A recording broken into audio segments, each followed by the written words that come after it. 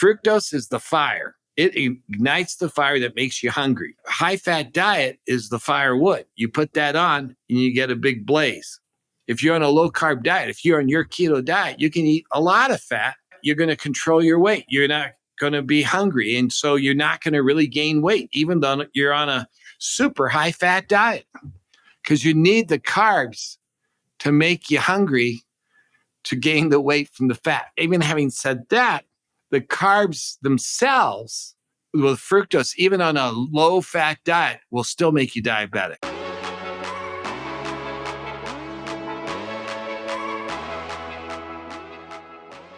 Dr. Rick Johnson, it is so great to connect with you on a Whole New Levels podcast. I have been looking forward to interviewing you, or just more of a conversation about the research that you've done, taking a deep dive into fructose, into sugars, artificial sugars, sugar alternatives, and some of the implications of these compounds in our food system.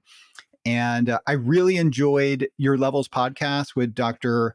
Rob Lustig. That was a favorite of mine. I've also, in preparation for this podcast, I reviewed your podcast with Dr. Peter Attia and the show notes for that. I don't think we're going to go into as much of a deep dive into the biochemistry, but I'd like to direct people to the Peter Attia podcast, which was fantastic, and also the podcast with Simon Hill, which was very engaging.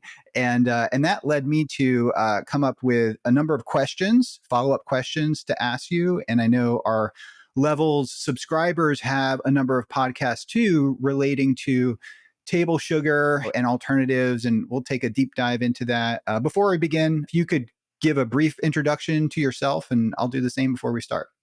Yeah, thank you. Well, first off, Dom, it's just a total pleasure to be on this show with you. And it's really great to speak to another expert. And hopefully we'll have some really interesting insights together as we work through all these questions that people have been preparing for us on this topic. I'm Dr. Richard Johnson. As you mentioned, I'm a professor of medicine at the University of Colorado. I've been doing research for more than I want to admit. For many decades, I've been involved in trying to understand the cause of obesity and diabetes since the 1990s.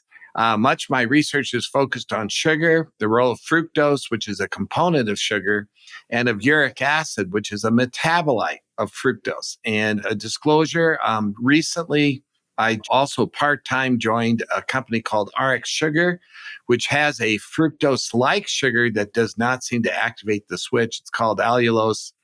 And the reason I joined the company as their scientific officer is because I'm intrigued by this really interesting sugar that looks like fructose but doesn't seem to have the injurious effects. So that's my disclosure. And Dom, looking forward to it. Yeah. And I should also disclose that I'm an advisor for Levels Health and have been for a number of years, and also more recently RX Sugar, just because the science behind allulose has really captivated me. I do research about 50%, and I also teach PhD students, master's students, and quite a few medical students, and directing them to the literature on fructose and allulose, some of your literature, Rick. This topic has become integrated into my education, and nutrition has become a mandatory course for our medical school. So I'm excited about that. There's a focus on nutrition in the medical schools because when I went to medical school, we got very little information on it. We got very little teaching on it. Yeah, so I have a lot of questions here. In general, people are moving away from table sugar because the science is implicating added sugar, especially sugar sweetened beverages, which is basically, sugar is hidden everywhere in processed food. And there are many different types of sugar alternatives, out there today. And people want to know how these compare to what was available 50 to 100 years ago. So maybe we could start out by talking about the elephant in the room, which is fructose. So fructose has permeated our food system. It's in our bread, it's in processed foods, it's in saturated into our drinks. And maybe give your perspective, sort of in a nutshell, of the research that you've done on fructose and why that could be problematic. Well, there are two major carbohydrates that are called monosaccharides, or simple sugars. And one is glucose, which we all know about, right? It's the main sugar that is in our blood. And it's when it becomes chronically high, that can lead to the condition diabetes. We have these glucose monitors that probably some of you are carrying, that to understand our blood glucose. And glucose is the main fuel our body uses, the main carbohydrate fuel. There's another sugar called fructose, and we do have fructose in our blood, but it's much lower concentrations. And fructose is, we think of it as being healthy because it's in natural fruit. But it turns out that fructose is also a major component of sugar, of table sugar and high fructose corn syrup. Fructose is quite sweet. It's sweeter than glucose. And when you mix glucose and fructose together, you get a really tasty, sweet substance called table sugar or high fructose corn syrup. And these are commonly referred to as added sugars because they're often added to foods. And so sucralose is officially table sugar, but it's a molecule of glucose and fructose bound together. So what I'm trying to tell you is that, yes, there is fructose in fruit, but the major source of fructose we get is not from the occasional fruit. It's from the huge amount of added sugars we're eating. So the average person's eating like 150 pounds of sugar a year. That's a lot of sugar. So, and probably about 15% of our diet comes from these added sugars. And as you say, the killer source, where it's basically just sugary beverages, is really just water and either sucrose or table sugar or high fructose corn syrup been added as the main calories. And you can get a lot of sugar and calories from soft drinks. And it's been known for decades that sugary beverages are a dramatic risk factor for obesity and diabetes and dementia and everything bad. The world has known that soft drinks are bad. And it turns out that it's that combination of fructose and glucose that are doing it. Now, my research tried to distinguish between fructose and glucose and what was actually the bad guy. And the truth is, both are bad guys. When you eat fructose, it's bad from the very first mouthful. If you take a large amount of fructose, it's different from all other calories. That does a trick to the body. In our cells, we have energy. We run on energy. The energy is called ATP, adenosine triphosphate, if you want to know. But basically, we run on energy, and we eat calories to make that energy. And that energy can either be active energy, which is the ATP, or it can be a stored energy, which goes into fat. And the great thing about fat, there is a good thing about fat, is if you don't have any food around, the fat can be broken down to calories. And so animals get fat to protect themselves when there's no food around, like the hibernating bear and things like that. So fat can be good as a stored energy. But when you eat fructose, it tries to take the calories we eat and put it into the stored energy, not into the active energy. And when you eat glucose, it does the reverse. It tries to make active energy and then secondarily stored energy. And so they work slightly differently. Fructose actually actively lowers the ATP in the cell through effects on the energy factories. It suppresses the energy factories, which are called mitochondria. And by doing that, it drops the ATP levels. And at the same time, it blocks the fat from being broken down to replace that energy. So what happens is when you eat a lot of fructose, you set your intracellular, or you set your energy in your cells to a lower level than normal. And that is the trigger to tell the body and say, hey, I'm running on low power. It's low power mode. My battery's going to run out. I need to recharge my phone. In this case, I need to eat more. I need to bring in more calories, and I need to do this to bring my energy levels up. But the truth is, your energy, your total energy isn't low, because although the ATP is low, the stored energy is high, right?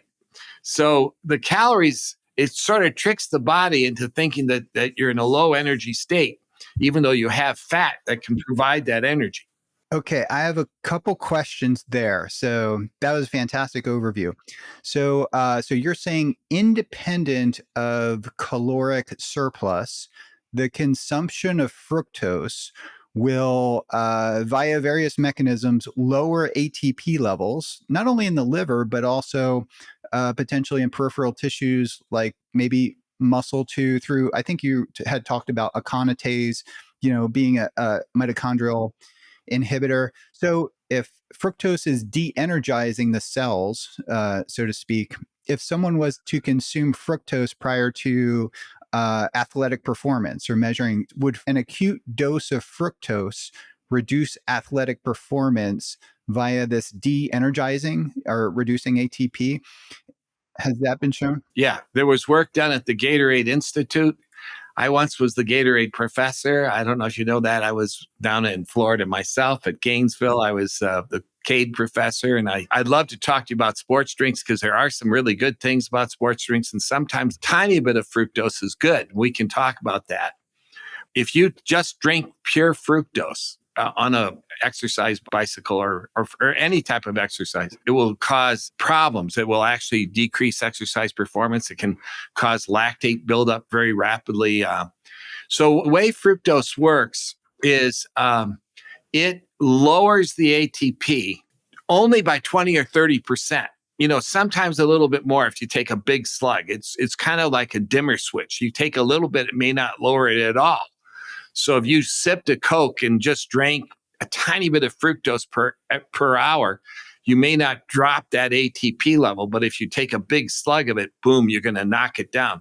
When that ATP goes down, the body senses it as a low energy. If it goes down really low, you activate a different process, okay? If it goes down really low where you think the organism thinks it's going to die, it will start breaking down muscle and all these things to find whatever energy it can, because it's like desperate. But if you bring the energy down 20 or 30%, it's kind of like saying, hey, it's time to go get some gas. It's time to go eat a little bit more. And what it does is it stimulates hunger. It stimulates craving. It stimulates food intake. It stimulates foraging. So you actually become active even though your energy is low, but only while you're looking for the food. It's like a foraging response. But as soon as you quit, your resting energy metabolism actually drops because you're in a low ATP state. When we give it to our little mice, the mice will be, when they're not actively trying to get food, they actually huddle. They actually go into kind of like almost like torpor, like a low energy state. So anyway, so when you eat fructose, it does all these things to make you hungry and eat more. And at the same time, it's also working in your body. It's making you insulin resistant. So fructose is what causes insulin resistance. And that means that your tissues become less sensitive to insulin. So you're getting less energy into the muscle, which isn't good, right? And at the same time, the glucose levels are going up in the blood. Now, the glucose levels turn out that when they go up in the blood, guess what happens? You make fructose from the glucose, and the glucose also stimulates insulin. So you're insulin resistant, insulin levels are going up from the rise in the glucose and also from the glucose you're drinking in the soft drink. So it's a double whammy, right? The insulin resistance make the glucose goes up, but the glucose levels are going up as well from the soft drink. And then that stimulates insulin, which in the setting of insulin resistance is not going to do you good. It's going to increase fat. And the high glucose gets converted to fructose. So fructose is a carb, right? And glucose can make fructose. And fructose can be used to make glucose. They can go both ways in the body. But when the glucose levels are high, we have shown, and now it's been shown in many other situations, that the glucose starts getting converted to fructose. I love levels, by the way, and I have a CGM, and I always want to know what to avoid foods that raise my glucose. Not only because I don't want to stimulate insulin, but because when the glucose goes up, it gets converted to fructose. And that's been shown like in the brain, in the Alzheimer's patients, they have high fructose levels in the brain.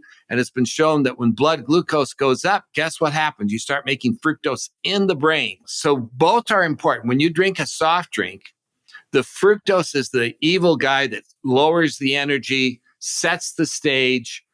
And then the glucose is actually driving the insulin response, which you don't want in this setting. And at the same time, it's also being converted to fructose. So both sugars are bad. But in general, glucose, when it doesn't get converted to fructose, is there to make instant energy. And fructose was really designed to make stored energy. Together, they create havoc. If you've heard me talk on other podcasts before, you know that I believe that tracking your glucose and optimizing your metabolic health is really the ultimate life hack. We know that cravings and mood instability and energy levels and weight are all tied to our blood sugar levels. And of course, all the downstream chronic diseases that are related to blood sugar are things that we can really greatly improve our chances of avoiding if we keep our blood sugar in a healthy and stable level throughout our lifetime. So I've been using CGM now on and off for the past 4 years since we started Levels, and I have learned so much about my diet and my health. I've learned the simple swaps that keep my blood sugar stable, like flax crackers instead of wheat-based crackers. I've learned which fruits work best for my blood sugar. Like I do really well with pears and apples and oranges and berries, but grapes seem to spike my blood sugar off the chart. I'm also a notorious night owl, and I've really learned with using Levels how if I get to bed at a reasonable hour and get good quality sleep, my blood sugar levels are so much better. And that has been so motivating for me on my health journey. It's also been helpful for me in terms of keeping my weight at a stable level much more effortlessly than it has been in the past. So you can sign up for Levels at levels.link/health, get access to a continuous glucose monitor and the Levels software that helps you really dial into a lot of these strategies for your life and your body. So it's a dose response type of thing, right? So, and I wanted to study this with my CGM. So I went on Amazon and just typed in high fructose corn syrup. I went to the store and looked for high fructose corn syrup, and you cannot seem to buy at least something labeled high fructose corn syrup. It's integrated into everything, but I think there's reasons why, and I kind of looked into that. So, but you can buy crystalline fructose. So crystalline fructose, right, is 100% fructose with no glucose. So that would be, if I was to bolus like 30 grams of crystalline fructose, which I think you can buy on Amazon. So I've been wanting to do some studies with this. What would I see on my CGM if I consumed, took crystalline fructose, dissolved it in water and drank it? What would my CGM response be? This is like one of the experiments that I have in my queue to do, but I haven't done it yet.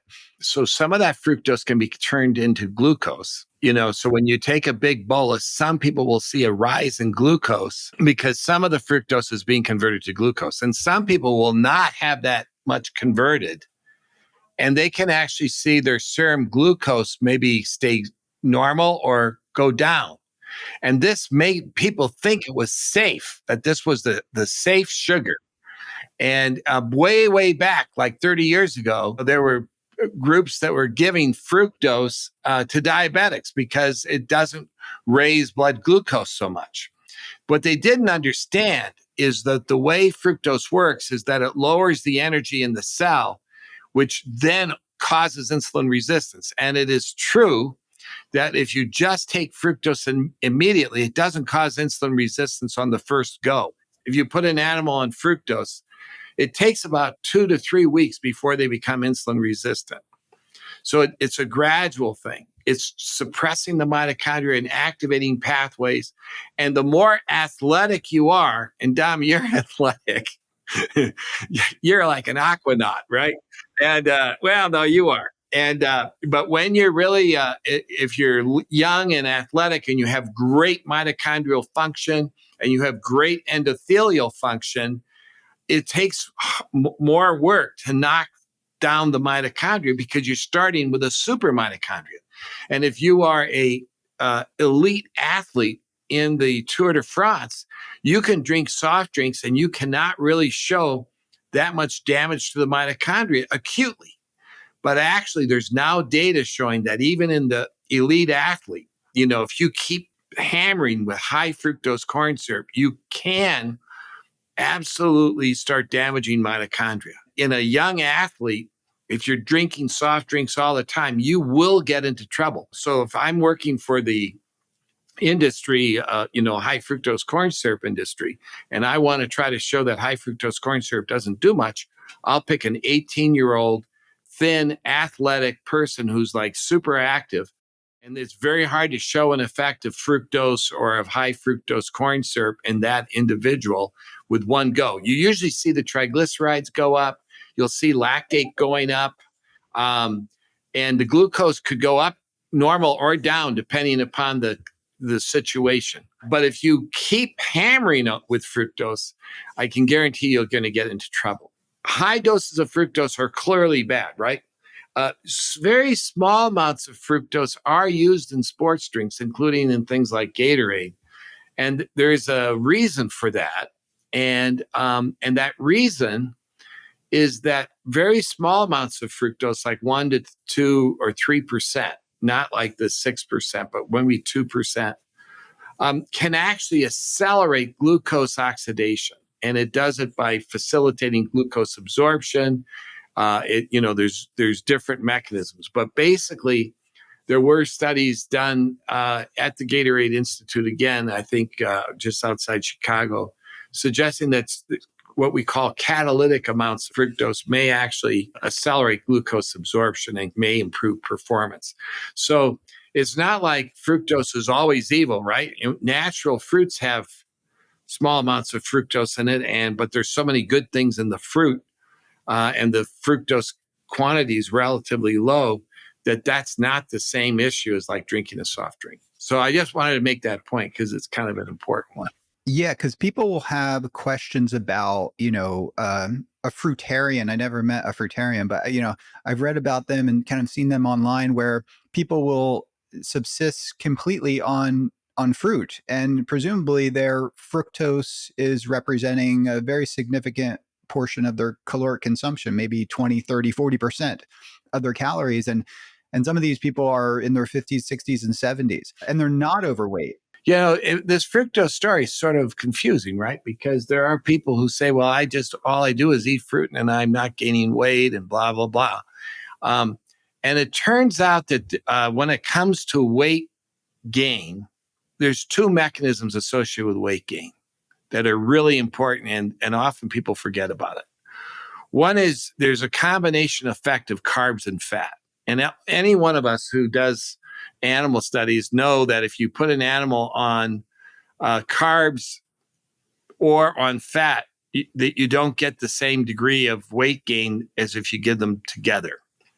And the way it works, and we actually did very careful studies to prove it, the way it works is that the carbs, and particularly the fructose that's either in the carb or produced from the carb, because remember, you can make fructose from carbs like glucose. So the carbs generate the fructose that drop the ATP or drop the energy and stimulate hunger. And they also induce a thing called leptin resistance, where you don't fill up. You stay hungry even while you're eating. And so you don't really know when to stop. This is all to increase that energy and fill up that tank. So fructose makes you hungry, basically. And then the fat is like the fuel to really drive weight gain. Fat has like 9 calories per gram. It's much more energy dense. And now there's papers coming out. This was actually first noted by a group in London, but more recently it's been just published in Cell, where they show that fructose, or the carbs, triggering this leptin resistance that is associated with craving of fat. Normally, we don't have taste receptors for fat, right? We don't have taste buds for fat. But what's interesting is when you eat fructose, you activate this switch that I call the low energy switch. And when that happens, suddenly you start craving fat. And so now you're hungry, you can't control your appetite, and you like the fried foods. And the thing combination causes dramatic weight gain. So if you're a fruitarian, and you may be hungry if you're not allowing yourself to eat high fatty foods and so forth, you may not show that significant weight gain. We did a study in animals where we put them on fructose, just fructose. Basically, it was a high fructose diet, no fat, minimal fat, and the animals weren't gaining much weight, but we could show that they were leptin resistant. Then when we added a high-fat diet, they just gained weight dramatically. But if we gave them a high-fat diet without the fructose, they didn't really gain much weight at all. And then we did a real cool trick. We stopped the fructose, but they were still leptin resistant, and they stay that way for about 2 weeks. And during that 2 weeks, we put them on a high-fat diet, and they gained much more weight than they would than a normal fat diet. So the leptin resistance carries over, at least for a few weeks. So that sort of complicated, but basically think of it this way. Fructose is the fire. It ignites the fire that makes you hungry. High-fat diet is the firewood. You put that on and you get a big blaze. If you're on a low-carb diet, if you're on your keto diet, you can eat a lot of fat. You're going to control your weight. You're not going to be hungry. And so you're not going to really gain weight, even though you're on a super high-fat diet, because you need the carbs to make you hungry to gain the weight from the fat. Even having said that, the carbs themselves with fructose, even on a low-fat diet, will still make you diabetic. It will still give you fatty liver. It will still increase your body fat, even if your weight gain doesn't go up. So the weight gain is tied to the high-fat diet, but becoming fat inside or diabetic inside or get fatty liver inside or develop hypertension, that is driven by this fructose pathway independently of calories. I want to get into some of those pathways. It's always been a bit hard for me to get my head wrapped around like fructose-induced fatty liver disease or hypertension or other independent of calories, like if it's isocaloric or even hypocaloric. But some of the pathways that you outline, in many of the in your papers, really, you point to hibernating animals and, how that's part of the starvation pathway. And I kind of think too, in regards to with Alzheimer's disease, I remember talking with Dr. Mary Newport, and her husband who had Alzheimer's disease would sit at the sink and he would eat like 10 or 12 pieces of fruit. And it was just like a bizarre eating behavioral ritual associated with getting his Alzheimer's disease, which is probably indicative of the type 3 diabetes, like in the brain. And you have talked about that and written about that before. Yeah, that's true. That many patients with Alzheimer's, they often will enhance their craving of sweets. And they will also, many of them do this thing called the wandering syndrome, where they kind of wander off. It's very sad, but they'll wander off and it can be dangerous sometimes that, they can drive off. And I know many cases of this, and this wandering syndrome, sort of like a foraging response. And I think it's a carryover from this fructose pathway. And now uric acid is also implicated sort of in the pathogenesis, I guess, of fructose-induced metabolic syndrome, right? So I've been really interested in uric acid. I have a uric acid meter that Dr. Perlmutter sent me. I've been experimenting with my uric acid levels and seeing what raises that. I have some questions about uric acid because there's a lot of, uric acid blocks aconitase, right? And I know that can cause mitochondrial. But if I look up and do research on uric acid is a reducing agent similar to ascorbic acid. And I read that uric acid is, as a reducing agent, it represents one of our major antioxidant pathways, I think, in the body. And I think, and I'd written some notes on this. It's an electron donor. It's over half of the antioxidant capacity in the blood comes from hydrogen urate ions. So I have some questions about that. And low uric acid is also associated with Parkinson's disease. So the etiology of Parkinson's is associated perhaps with low uric acid, and we know that dopaminergic neurons and are selectively vulnerable to oxidative stress. Could low uric acid be a problem? And what are the beneficial effects of uric acid? Because we never hear about that. Yes. Okay. So I have been involved in looking at these studies and doing some studies myself. So let's just begin. Uric acid is a molecule that can function as an antioxidant.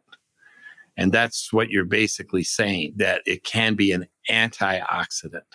And if you take it and you put it in a test tube and you add oxidants, particularly this one called peroxynitrite, these are oxidants that are produced in the body, it will neutralize those oxidants. And for example, we have looked in the blood and urine of people with different types of diseases like kidney failure and a condition called preeclampsia, where pregnant women develop really severe syndrome with hypertension. And we can find some evidence that some of the uric acid in the blood is functioning as an antioxidant. So that would sound like uric acid is good, but actually all the studies, every study shows that when your uric acid is high, that it's associated with bad outcomes. In fact, it's associated with increased risk for cancer and increased risk for inflammation and increased risk for Alzheimer's. And even things like Mendelian randomization studies, there are two new ones that just show that uric acid is a predictor of Alzheimer's. And Mendelian's where you look at people who have a genetically elevated uric acid, and that is associated with increased risk for dementia. So the question is, how can we explain all this? And the way we can explain it is pretty much like this. When uric acid is outside the cell, it has some antioxidant effects. But when it gets inside the cell, that antioxidant effect is totally dwarfed by its ability to stimulate the most potent oxidase system inside the cell. That system is called NADPH oxidase. It's a system that produces oxidative stress. Okay. It's like the big one. And when uric acid goes in, it activates that big time within 10 minutes. And that oxidative stress goes to the mitochondria, where it absolutely suppresses the energy factories and lowers the ATP. And we can show multiple ways it's working. So the antioxidant effects are totally dwarfed. Now, the antioxidant effects are also not as much as you think, because when it's acting as an antioxidant, it generates radicals and it generates oxidants in the process of inactivating oxidants. And we've actually published them, and it activates white cells and it stimulates inflammatory pathways. So even though it's acting as a, quote, antioxidant, when your uric acid is high, you have showing systemic inflammation. There's activation of monocytes. There's increases in inflammatory cytokines. And if you lower uric acid, you improve that. In fact, we now know that high uric acid is a major component of systemic inflammation. In fact, inflammation increases the mortality from COVID. And we found that high uric acid is a predictor for death when you get COVID infection. It turns out that this antioxidant pathway was primarily viewed as being important in neurologic diseases. But and there was this thought that that if you gave compounds that could raise uric acid, that it might help diseases like stroke and Parkinson's and multiple sclerosis. All those studies were negative. They were all negative, all the big clinical trials. And what they found was that when they were giving these substances to raise uric acid, they found that there was an effect on the ATP levels. But if they lowered uric acid with those substances, they could actually improve ATP levels. The reason that they couldn't show any benefit is because when they were raising uric acid, they were lowering the energy in the cell.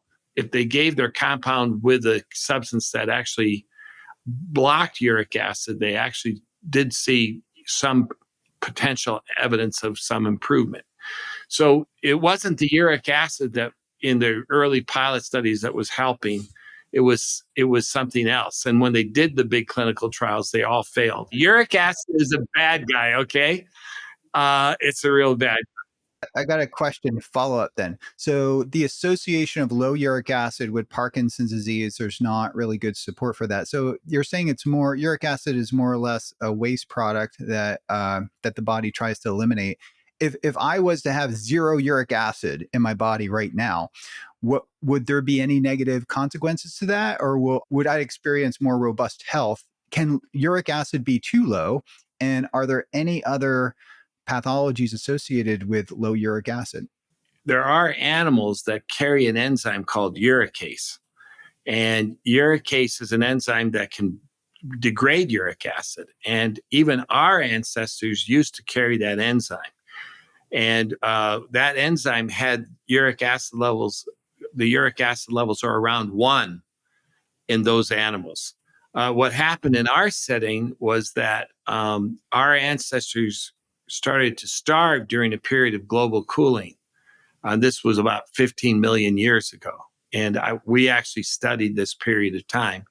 And our ancestors had uric acid levels that were very low, 1 to 2.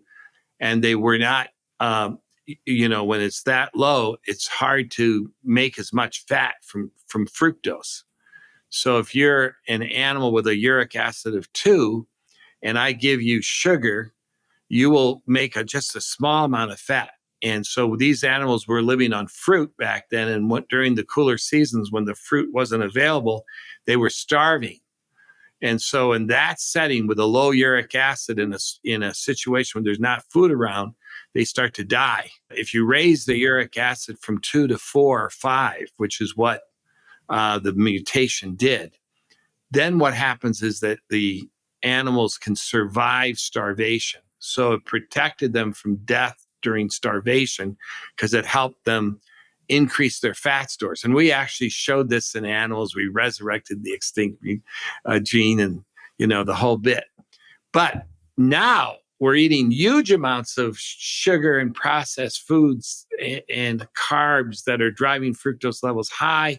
Our uric acid levels, instead of going from 1 to 3 or to 4, now they're going up to 6 to 7 to 8 to 9 to 10.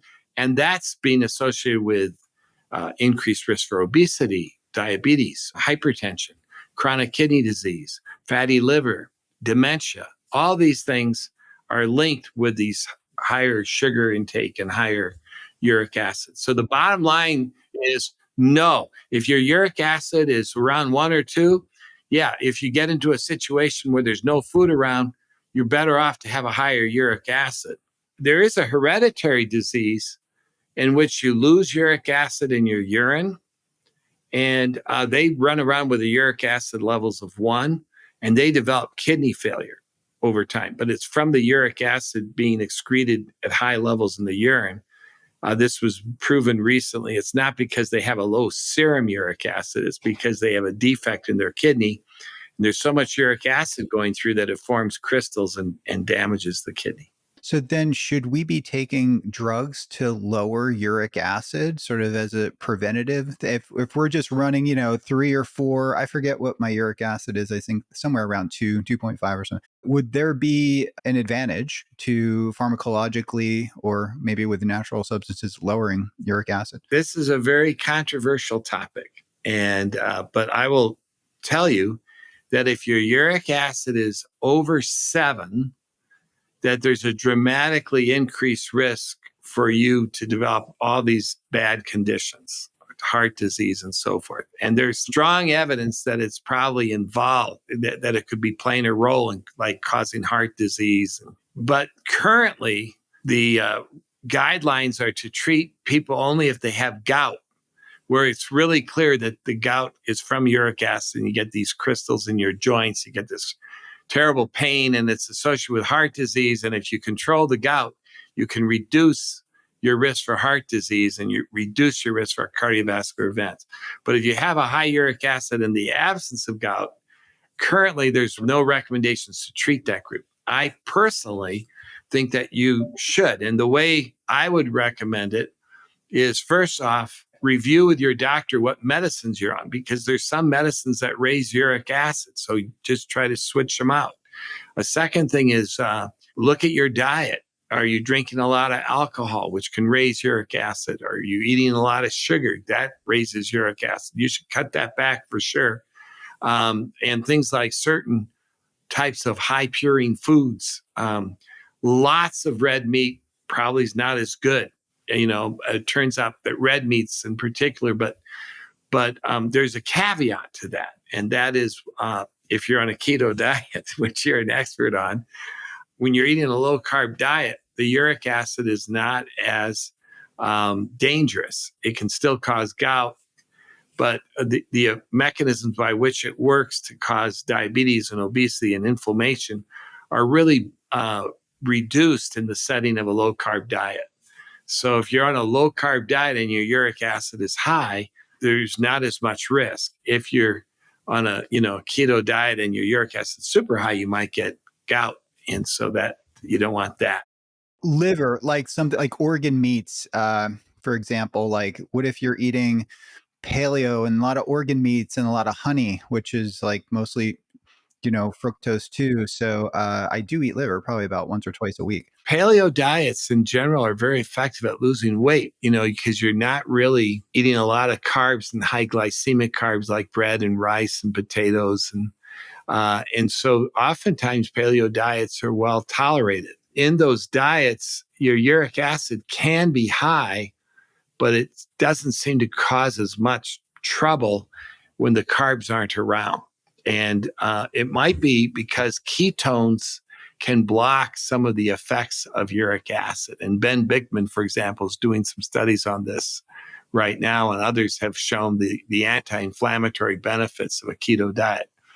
Honey is a good one. So I've not studied honey personally. I haven't studied it. But this is what I do know. I do know that honey does contain a lot of fructose. And fructose, when you eat a lot, it's going to activate this switch. However, honey can have a lot of other things in it. Besides, so there's a lot of organic stuff in it. And some of those probably neutralize some of the effects of fructose. Personally, I don't think it's probably as bad as pure fructose, or like if you took the same amount of fructose from high fructose corn syrup versus honey, my bet is that the high fructose corn syrup would be worse, because I think there are good things in the honey. But the truth is, if you're eating a lot of honey, you can get into trouble. And like in the Middle East, done some consulting and over there, and I've gone to Kuwait, for example, where obesity and diabetes are very high. And it seems to link a lot with the eating of pastries and honey. I personally believe that if you eat a lot of honey, you will get into trouble.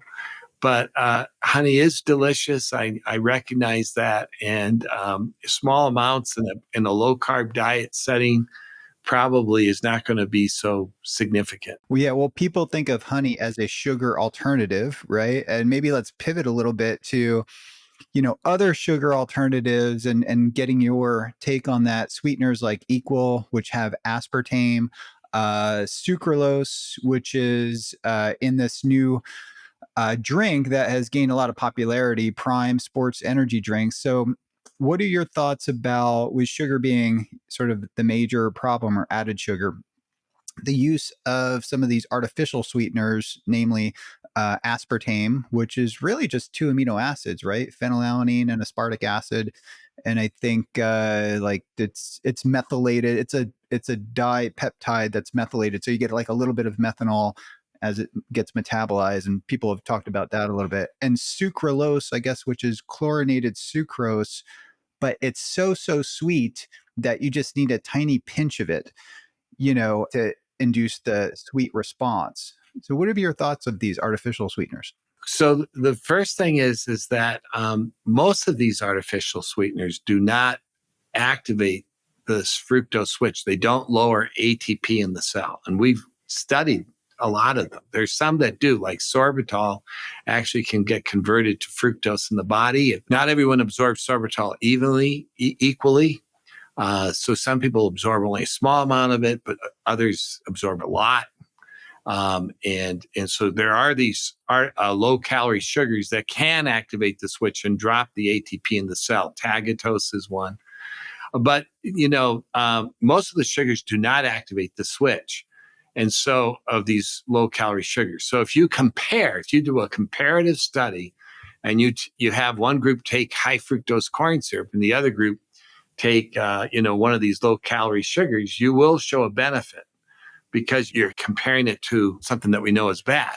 But it doesn't mean that those sugars are actually doing anything good, but rather that they're superior and preferential compared to high fructose corn syrup. Now, having said that, because they're sweet, they still stimulate dopamine in the brain through the taste buds. But a very interesting thing is they only stimulate it to a smaller degree than sugar. And the other really interesting thing is if you knock out the taste buds, you lose your liking of these low calorie sugars, but you still love fructose. Even though the sweet taste buds are not working, you'll still get that dopamine response with fructose because it's stimulating dopamine through the metabolism of fructose. From the energetic point of view, these low-calorie sugars do not cause ATP depletion. They do not activate the switch. That is the advantage. The bad news is they still make you like sweet. And so they do that. And of course, each one of these has questions about their safety profile. There's questions that people have talked about. And, it's a long list, but I'd be happy to talk about them. But important thing is that there are some reports that some of these artificial sugars can cause insulin resistance through effects on the microbiome. And we've actually tested this, and we can see it with the one called saccharin. And that was the one that was reported in a Nature paper. Saccharin can cause a little bit of insulin resistance, and it seems to be through the microbiome. It doesn't cause obesity, but it does cause a little insulin resistance.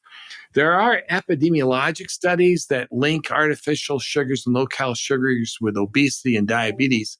But remember, what happens is the people who take these sugars typically are doing it because they're trying not to gain weight, because they may already have features of metabolic syndrome developing.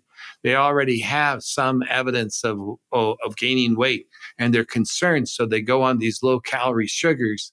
And so it's not necessary that the low-calorie sugars predict obesity and diabetes, but rather that the low-calorie sugars are the consequence of people recognizing that they're beginning to gain weight, they're beginning to develop metabolic syndrome. And so those are the people who take it. And so those are the people who tend to also progress to getting obesity and diabetes. So I don't think that the low-calorie sugar epidemiology studies, when they say, it increases your risk for diabetes, I don't think it's from the low-calorie sugars so much as it is from the general fact that they're taking low-calorie sugars because they're concerned about developing obesity. Well, I think I see like two buckets. There's the artificial sweeteners, which is saccharin, aspartame, and sucralose. And I think we can say from what you say, these are not inert. So consuming them, the jury's still out whether the health consequences of them. And then you have other things like monk fruit and stevia, and you're very familiar with allulose. And allulose is very interesting because it seems to not only have many of the benefits of sugar, but it has all these very interesting functional properties, which were brought to my attention after reviewing the literature. You could correct me on this if I'm wrong, but fructose exclusively uses the GLUT5 transporter, and many cancer cells thrive through using fructose for growth and proliferation.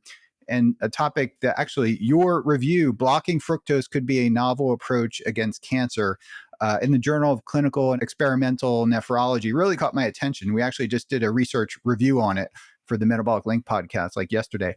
So this idea then of allulose as not only a sugar alternative, but potentially having functional properties. So maybe talk a little bit about that. So, so my take has always been that if you're trying to lose weight, It's always better to just try to drink water and avoid dietary or low-calorie sugars and try to reduce your intake of sugar.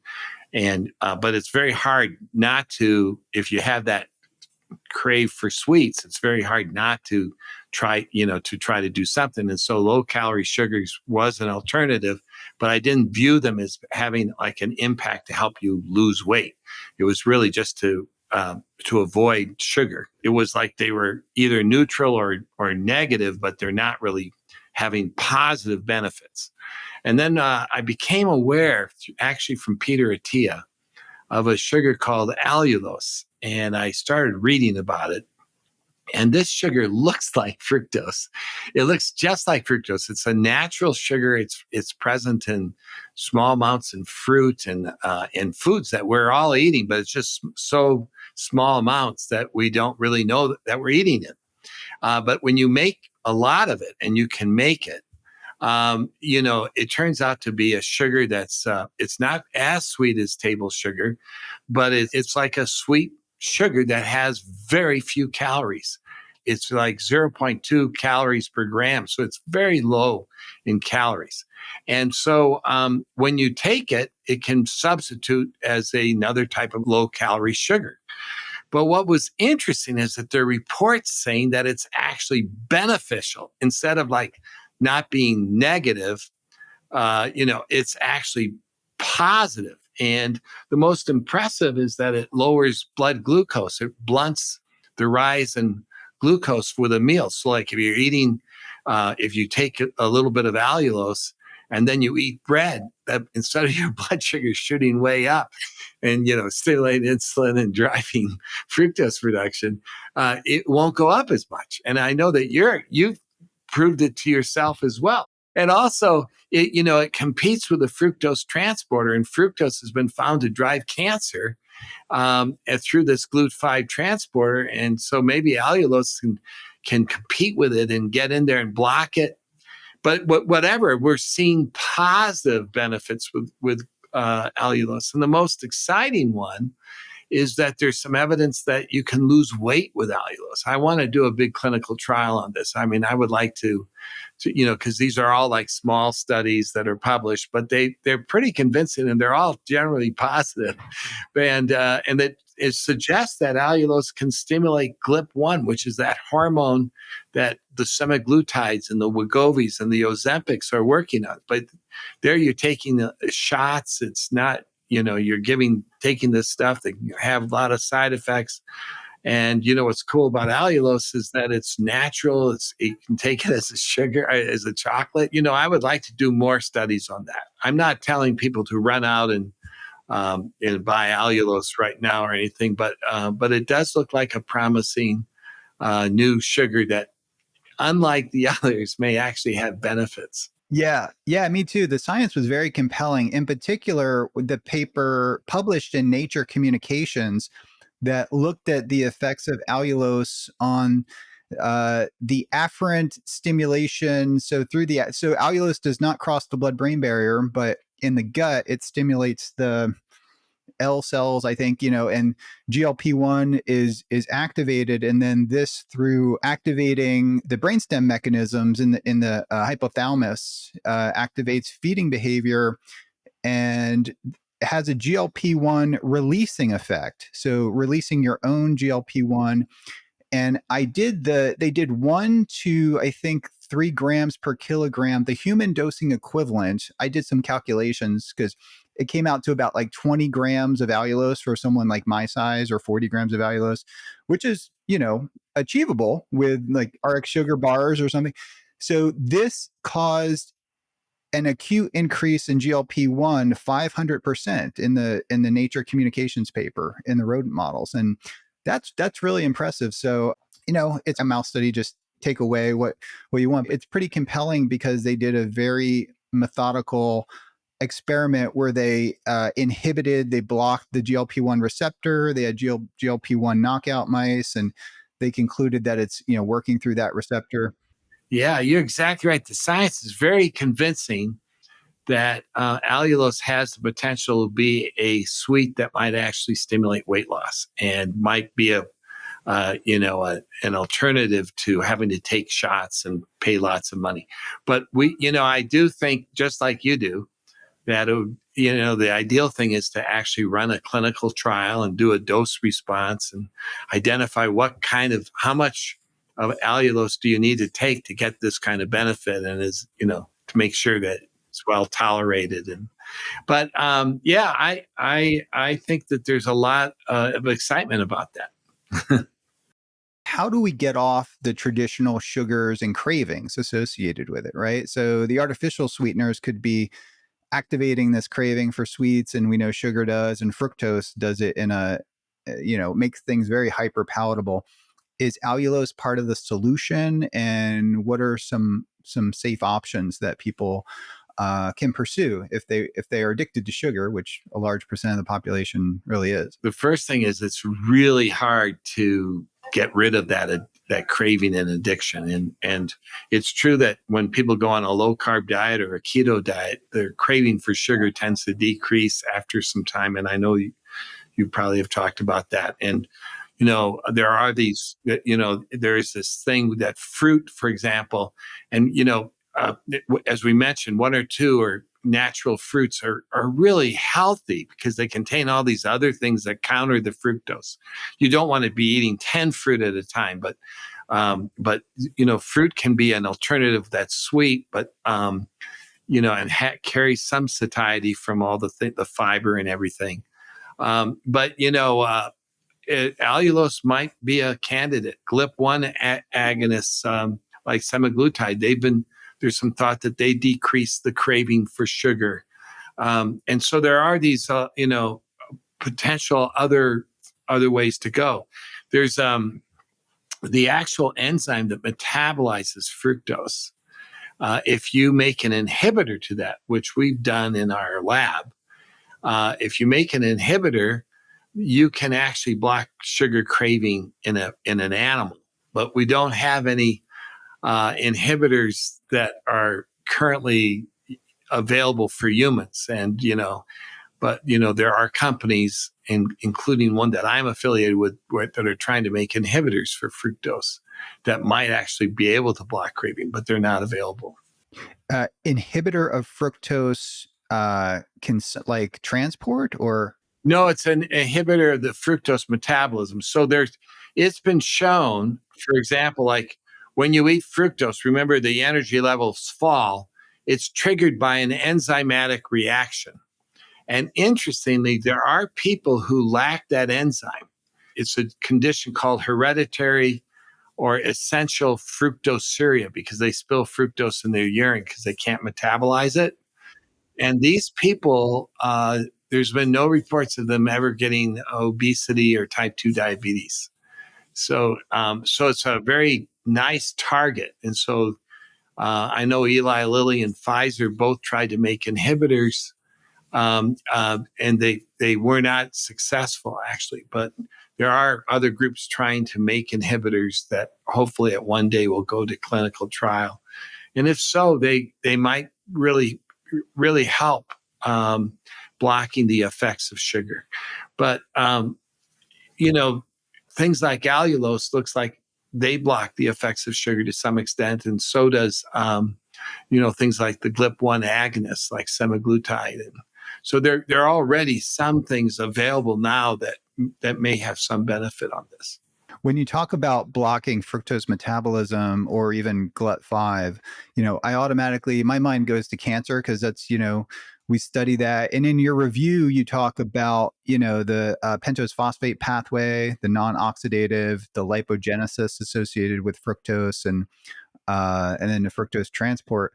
But I also think about blocking glucose through like 2-deoxyglucose, for example, something that we studied, taking a fructose blocker with a glycolysis blocker and maybe, titrating the dose. I don't know if blocking glucose metabolism can be toxic, to cardiac, but I think you can titrate it in some ways. Rick, is there any other things that you can think about that, or any other topics associated with fructose metabolism? And I think really the main message that we want to get across is strategies to reduce sugar consumption, processed food, consumption, and optimizing, our glycemic variability and reducing that as much as possible. And allulose has been an incredible tool for that, because I went back to eating doing some carbohydrate experiments, if you want to call it that, and eating our sugar bar allulose before, for example, a sweet potato, and I could knock down my glycemic response by like 40 to even 50%. So I would not know that if I didn't have a CGM using levels, right? So Still a lot to be done, but the allulose does look like a very exciting sugar. That's why we're studying it. And but I think that there's a lot of ways to help beat the obesity epidemic. And the very first one is reduce your intake of high fructose corn syrup and sugar. Don't eat a lot of glycemic carbs like bread, rice, potatoes, cereal, because they get converted to fructose, plus they stimulate insulin. So these are still like the basic ones. Stay well hydrated, and really look at package labels. And processed foods in general are filled with salt and sugar, and you don't want that. And so try to eat as healthy as you can, but it's very hard not to eat some. And I'm not telling you never to eat a cake either. It's just that we have to reduce these things if we're going to have an impact on the obesity epidemic.